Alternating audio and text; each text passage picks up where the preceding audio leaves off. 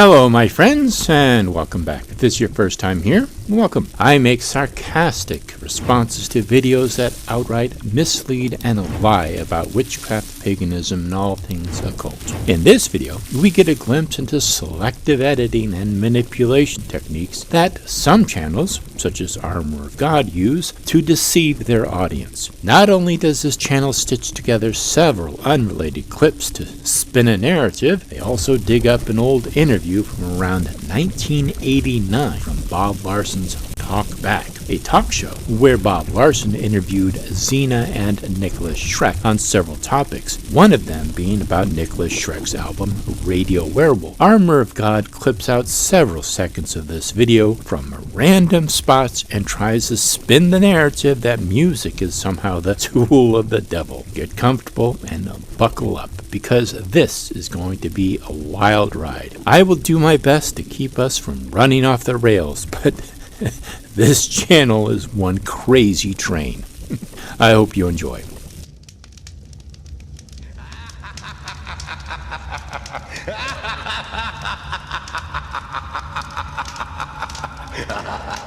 We have covered a lot about the dangers of witchcraft together. The only dangers of witchcraft are in your imagination and your fear of it. I don't remember how many times I've shared clips of The Exorcist warning us about the whole thing. Way too many times.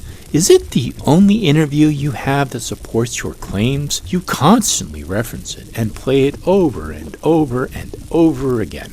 But essentially, parents should play an active role when it comes to this. The owner of this channel, who, by the way, is not this AI-generated voice, got a hold of an interview with an alleged Catholic exorcist and uses it in nearly every single one of his videos. His obsession with Satanism is only second to exorcism. Some Christians' obsession with evil and the demonic is quite disturbing, causing me to wonder what skeletons they have hiding in their closet. But I digress. As for exorcism, this is 2026. We've invented cameras, recording devices, videos, microscopes. We can even perceive things on the atomic level, and still not a single credible image of spirits or demons or angels for that matter. Instead, what we do have are cases where children have died from exorcisms. Even the Vatican has had to update its exorcisms rules, emphasizing the consultation of medical and psychological professionals, as well as being skeptical due to the number of injuries and deaths incurred by so-called exorcisms. In recent years, several deaths in the United States have occurred during alleged exorcisms or exorcism-like rituals, often involving children and family members. Fort Pierce, Florida, June 2025, Rhonda Joyce Paulinice was charged with murder of her 6-year-old son, Ramil Pierre. She allegedly told detectives that her son died while she was attempting to exorcise demons from his body. North Carolina, January 2023, a couple was accused of performing an exorcism on a 4-year-old child who subsequently died. San Jose, California, September 2021. A 3-year-old girl named Ariel Naomi Proctor died of asphyxiation during an exorcism performed by her mother, uncle, and grandfather at a family-run church. The girl's family members allegedly attempted to induce vomiting and applied pressure to her neck and torso to expel what they believed was an evil spirit. The 3 defendants were arrested and the case proceeded to a preliminary hearing in early 2024. Rusk County, Texas, December 2008. Though older, this case gained recent attention as the convicted man, Blaine Millam, faced execution in September of 2025 for the murder of his girlfriend's 13-month-old daughter during an exorcism. The real danger of exorcism is not unseen forces, but rather at the hands of those superstitious idiots performing it.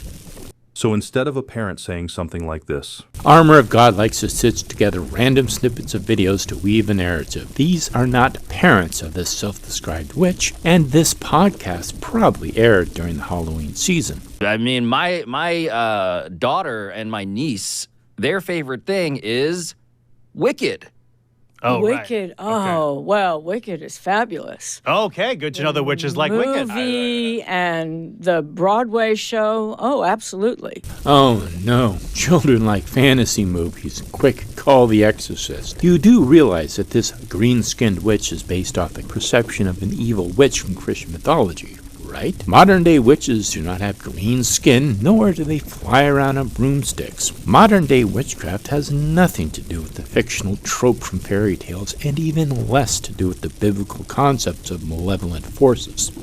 So instead of parents just giving in and even encourage their kids to buy occult stuff, imagine if they stepped up and handled it this way. The movie Wicked has nothing to do with occult stuff. It has everything to do with playing off the Christian idea of a wicked witch, and instead offers a different perspective on the famous children's story of The Wizard of Oz. Christians created evil witches, demons, and devils, then cry foul whenever any storyteller, musician, or filmmaker plays off this mythology.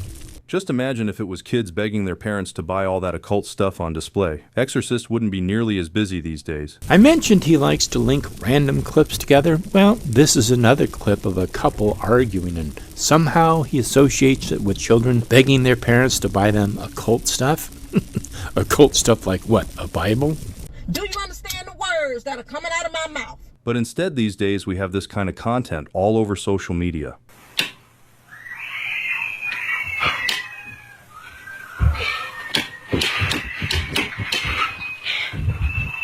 You do realize that you are undermining your argument here? This father has to create a scenario to terrify his young daughter and her friends by turning the lights on and off, because otherwise nothing would have happened. And music is another area where these devil worshippers and occult practitioners also use quite a lot. And there was something that these two said during one of their most watched interviews. That reminds me of something that Father Ripperger said during one of his lectures. Armor of God had to edit and clip this video together to create a narrative that fit his point. I'm going to play his clip of this interview, and then I will break it down how he manipulated this interview and selectively edited it. First, his version of the interview.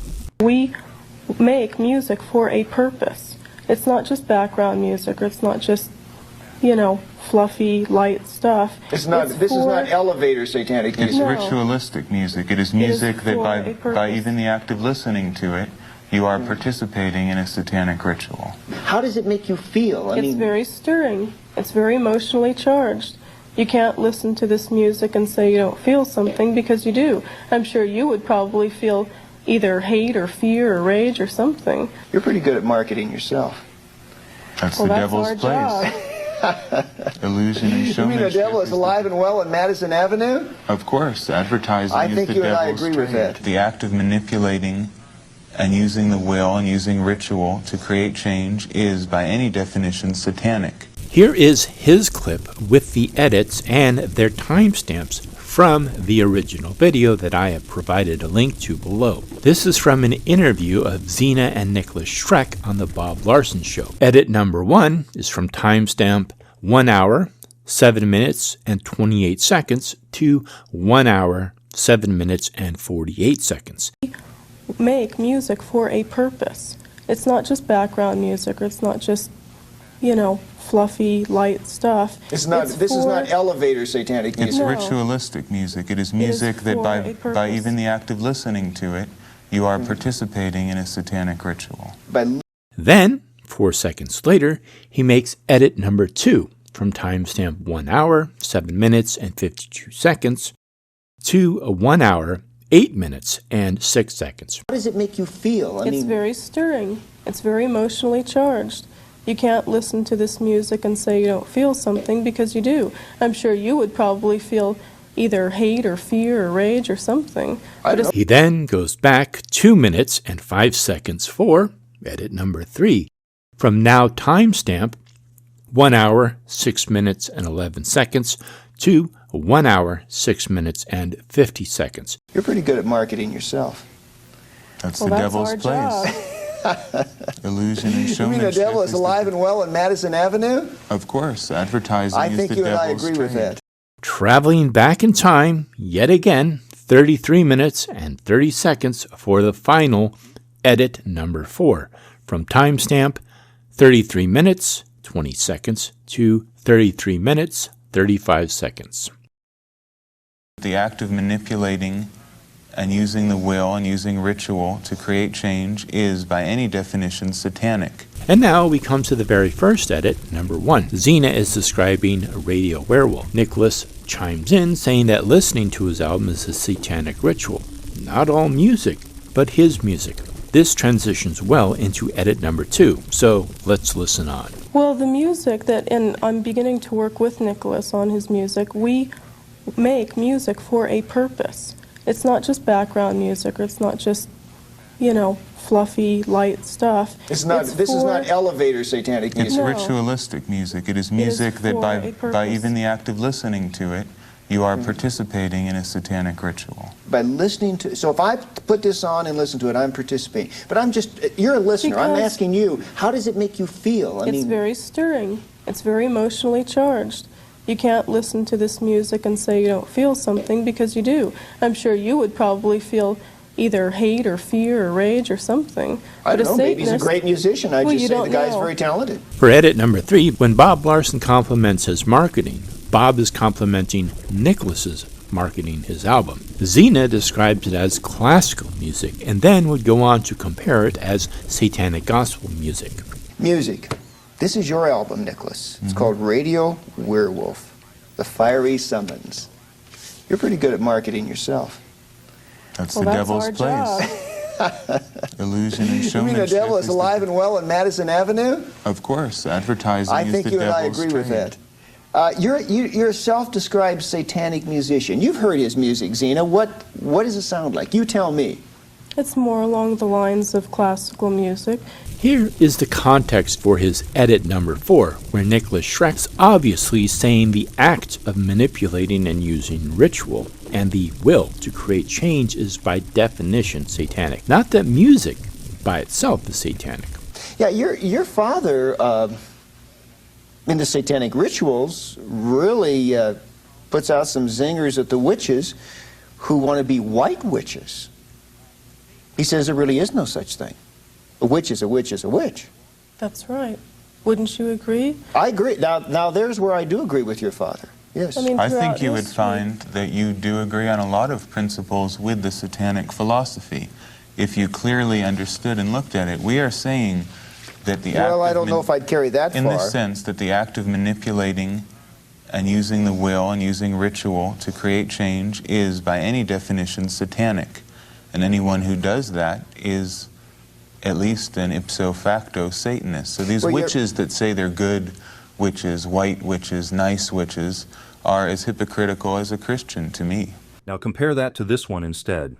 Because demons can put that perspective on the images in your imagination. They can manipulate and control you emotionally by the perspective that they put on that. Here, Armor of God adds yet another unrelated clip insinuating that demons want to control our emotions. And by playing that Zeena clip, that music influences the listener's emotions. And when I showed you this short clip at the beginning of this video, the way these two question the witch and the kinds of questions they asked actually reveals how ignorant most people are about the real enemy working behind the scenes, the one who prefers to operate from the shadows. Just listen to this, their questions and how proud this witch seems to be, completely unaware that it's not her own power at all, it's the demons. I'm going to keep track of the questions they ask her and her response to those questions, and judge how proud she is of her power, or if she makes a claim about having a power. So my name is Lexa Rosianne, and I'm a professional witch and a psychoanalyst. I mean, I will tell you just off the bat, your personality seems lovely, but inherently, I fear you. Wow. Is that okay to say that? Is that offensive, that we are kind of afraid of you? No, I'm cool with that. Okay, good. Otherwise, it'd be a lot of pretending. I mean, you seem delightful. I can only assume that when I hear the word witch, I have a certain set of priors about what that entails. It's par for the course. You know, when we do something good and we heal, then we're praised. But when the crops fail, we're burned. How does one get initiated, as you were, into this craft? So it's not a particularly proselytizing group, religion, if you want to call it. You have to ask, and then you have to study for a year and a day, and then you have to ask again. And there's like a year and a day studying between each initiation, and the third one... Literally 1 year and 1 day? Yeah. Okay. And the third one, you become a high priest or a high priestess. Is there the equivalent of a pope for witches? Well, we do have witch queens. Whoa! But to be a witch queen, you have to have a certain number of covens offshoot from you, or a certain number of initiates. I'm not a witch queen. But my priestess is, both of them are witch queens. I kind of feel like, you know what, if you want to be a witch, be a witch. I want to be a witch when I was a little, and my mother would take me to the library, and I would check out books on witchcraft. And I had an experience when I was like maybe 7 with my father of, like, I made him do this ritual with me to raise the dead, and it worked. I would say that witches are kind of having a moment right now. I mean, my daughter and my niece, their favorite thing is Wicked. Oh, Wicked. Right. Oh, okay. Well, Wicked is fabulous. Okay, good to know that witches like Wicked. Movie and the Broadway show. Oh, absolutely. You should always cross the palm with silver for anything that business you do with a witch. You should do that. It was ringing a bell. A bunch of real J.K. Rowlings over there is what it sounds. Her. She's not a witch. She's like stolen valor. Yeah. Yeah. Exactly. Are you not now prior? Are you saying that because of this trans issue? Or are you saying it also because of? Like, I never ever liked her. This Harry Potter. I hate this stuff. Harry Potter. They made me read the Harry Potter back when the first book came out, Yeah. so somebody could interview me and, do like an article about what is a witch. Think about Harry Potter, and I think that I was fairly kind, but I didn't enjoy it. I felt it had no. This is a word, tom, which means taste. No salt in there. No spice in there. Is there, like, what is the most powerful thing that a spell has ever done? Rola Nordic, she's gone. Goddess rest her soul. She created a tarot deck, and she wrote a book, and she was a very lovely witch. So she used to tell us she's British from the UK. She used to tell us that every week the witches of London would gather and they would chant and they would do a spell to keep Hitler from ever touching the soil on British soil. And, well, he never did, right? They had the air raids, but they never invaded by land or by foot. Whoa. That's pretty powerful. Yeah, Winston Churchill. Yeah, exactly. That guy taking all the credit. We will fight them on the beaches. Guess what? The witches are doing it. We're fighting them in this cauldron.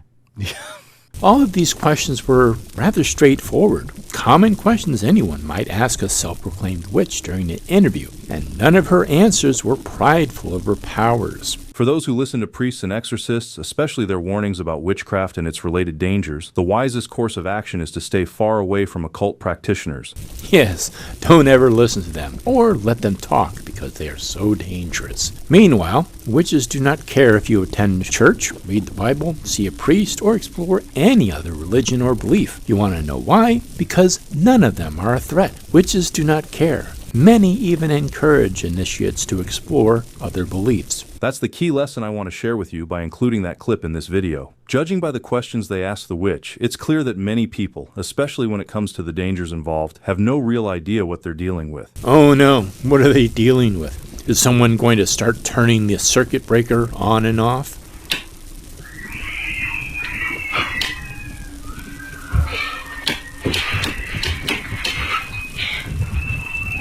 And that is it for the video this time. I really don't understand people like this. If witchcraft and the occult were actually so dangerous, why do they have to lie about it and be so damn deceitful? Why do they have to manipulate video and audio and create false narratives? People like this just expose how truly insecure they are about their own faith. Until next time, my friends, I will see you in hell, you heathens. They say we cast our spells in the dark, that we worship